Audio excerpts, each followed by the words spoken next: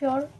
কেঁচা মুগা জোড়া হয় হেভি জোড়া হয় হেভি ওয়াৰ্ক গোল্ডেন গুনা ওয়াৰ্ক থাকিব এয়া চাব আচলৰ ডিজাইনটো মুগৰ বুটা আৰু ৰেড মিনা কৰা থাকিব খুব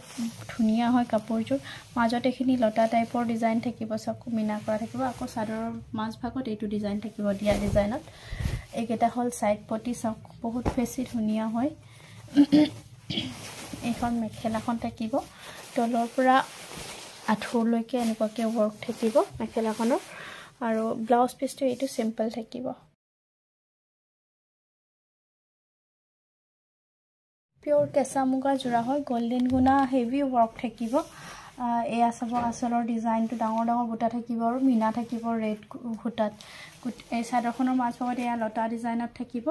আকৌ চাদৰখনৰ গাটোত এয়া দিয়া ডিজাইনত এনেকুৱাকে ওয়াৰ্ক থাকিব একেটা থাকিব সাইড পটি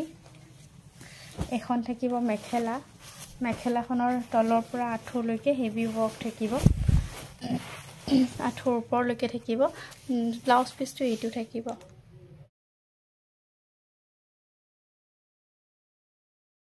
পিওৰ কেঁচা মুগা জোড়া থাকিব সাইড পটি কেটাৰ পৰা দেখাইছো বহুত বেছি মৰম লগা হয় গোল্ডেন গুনাৰ হেভি ওয়াৰ্ক থাকিব আৰু ৰেড মিনা কৰা থাকিব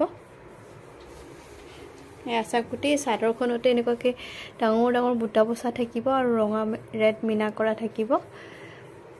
একেটা থাকিব সাইড পটি এখন থাকিব মেখেলাখন এয়া